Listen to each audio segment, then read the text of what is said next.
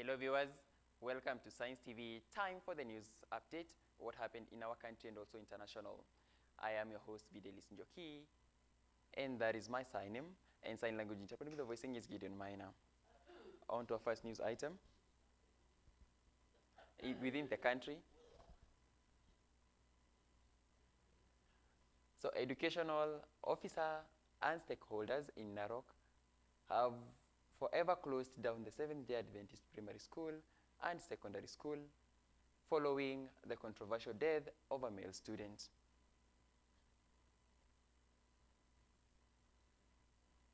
The student was reportedly found dead near the boys' toilet within the school compound, with clear spots of blood marking the scene.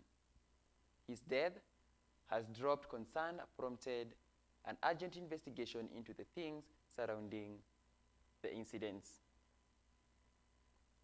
Speaking at the institution, Narok County Educational Secretary General Apuko urged the public to give authorities time as investigations continue. The body of the student has since been taken to the Narok Level 5 Referral Hospital morgue. Yangu hii shule na tumeshangaa usiku mzima, kuna kitu tumesikia wala ndulu ama nini. Tumepatwa na hofu, tumepigwa na butua ya kwamba mtoto anaweza chinjwa kama mnyama. Tuko na hofu kama wazazi na tunaongelesha nchi nzima, tuko tayari Narok kukushikana, tuwe sisi wenyewe ndio tutakuwa tunalinda. Lakini tuko na swali ambaye inatukita mizizi ya kwamba hatukuelewa na hatukuitwa, mtoto anachinjwa, anakufa, anaaga.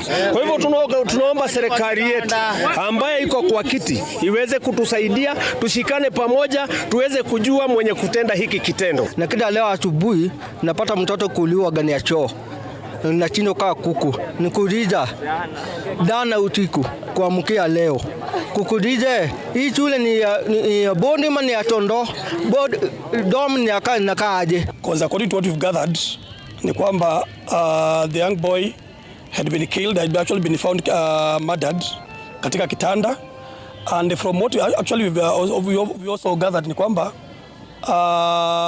the incident might have happened at night, maybe towards the morning hours, and it's so unfortunate because it is such a rare incident that has never happened in this county and also in this town. You see these incidents that happened to that boy who died in the school compound.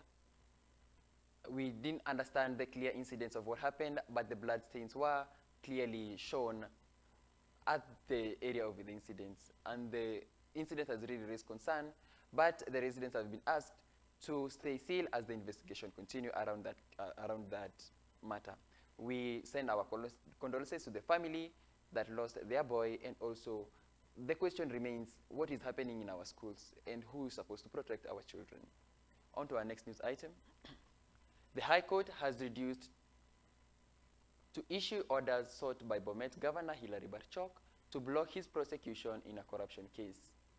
The governor had moved to court seeking to halt his arrest and trial, but the judge ruled that the matter should proceed within the normal judicial processes.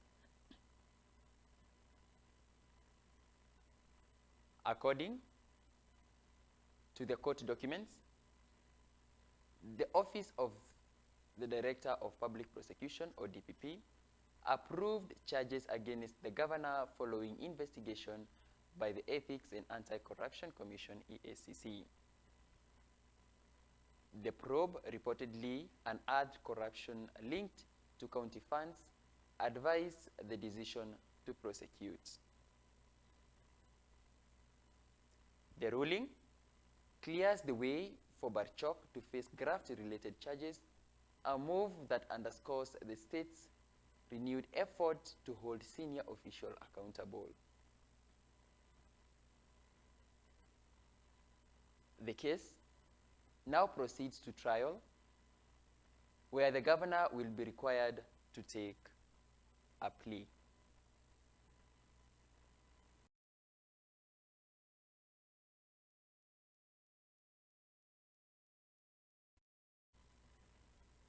The governors have been related and linked to the corruption cases, and people have been complaining about the top government officials, and also the president was complaining.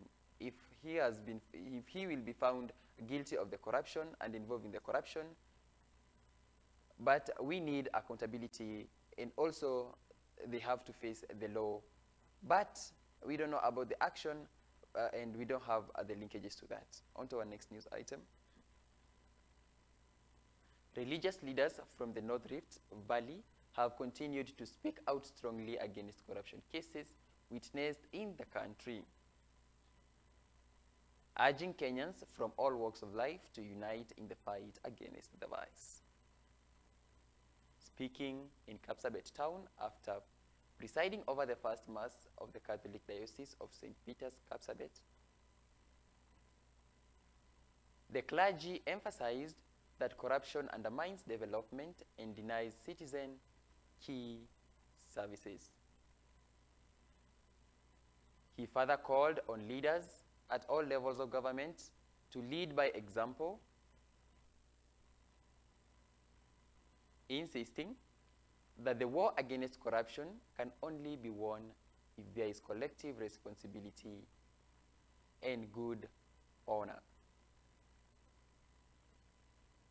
Kwanza kama kanisa hatuungi mambo ya ufisadi. Hatuungi. Kwa hivyo kama kanisa, kwa sababu ni chanzo yake natoka kwa Biblia. Tufanya haki, tutenda haki kwa watu wote. Na kama rais ametoa mawazo yake kulingana na mawazo ya Kikatoliki, bila shaka tutamuunga kwa sababu anazungumza mambo ambayo pia tunazungumzia. Nani sasa atakuwa atasaidia watu wetu ikiwa sasa imeanzia hawa ambao tulikuwa tunafikiria tuliwachagua ili waweze kusaidia nchi yetu, kubuni sheria ambazo zitasaidia nchi yetu iweze kweli kuwa nchi ambayo zote tutakuwa tunajivunia. So tunaona kweli hali hiyo imefika kiwango ambacho sisi kama wana Kenya lazima kila mmoja wetu tujiulize tufanye nini sasa, na ni njia gani ambayo tunaweza kumaliza mambo ya ufisadi.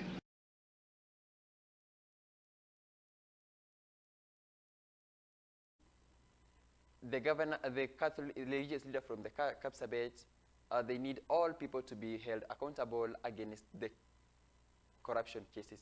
And also the leaders should lead by example, and also to not to take advantage of the leadership, and also not to take advantage of the citizens, and also people not to block the process so that we can get the justice, and also we can cure the vice of the corruption.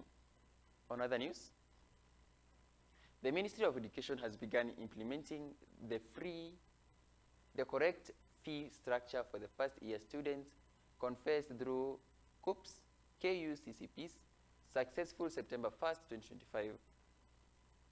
Higher Education PS Beatrice Inyangala said the transition has been smooth, with most students now paying about 28,000 per term, while the sweep standard between 5,000 and 75,000. The move follows concern from the parents and students over the rising cost of higher education. In a joint statement, Head of Public Service Felix Koskei and Education CS Julius Ongamba said the government's decision was aimed at easing the financial burden while maintaining the accept of university. On other news, residents of Shells in Lamu County has expressed fears of a peer water crisis following the continued occupation and construction of building near natural water collection of the island. They warned that the unchecked human activities are endangering the access of fresh water supplies that thousands of people rely on daily. On Monday, the residents took to the streets calling on county authorities and national agencies to step urgently and stop further development in the catchment zones. They accused some developers of ignoring environmental regulations, putting the community at risk of severe shortages. ya 19 Gazette Notice 1933 ya 2002 ambao imedeclare the Shela Water Catchment Area as a national monument. Yamaanisha huwezi kujenga kwenye hii sehemu kwa sababu za chemchemu za maji. Tusidevelop milima yetu na beachfront yetu kwa sababu bila maji hakuna maisha. Si issue ya Shela peke yake, hii ni issue ya kisiwa kizima.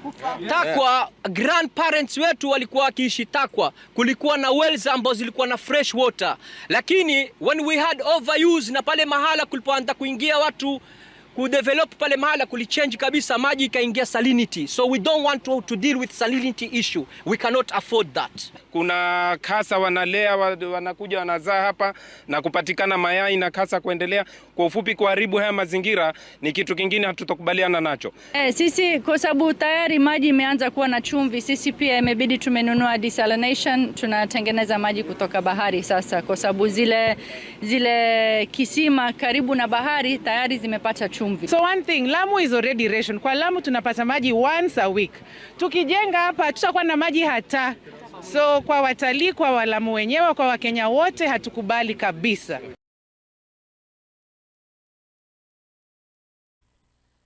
More than 1,000 families from Kajiado South constituency have benefited from a sensitization program of the importance of eating nutritious food, especially for children and expected mothers, as a way of addressing nutritional wants diseases. During the meeting, families were also issued with various food products to support their food needs. According to the Ministry of Health statistics, hunger remains a challenge in rural Kajiado, with 50% of expected mothers lacking access to real nutrition, while 25% of children under the age of 5 suffer from nutritional wants.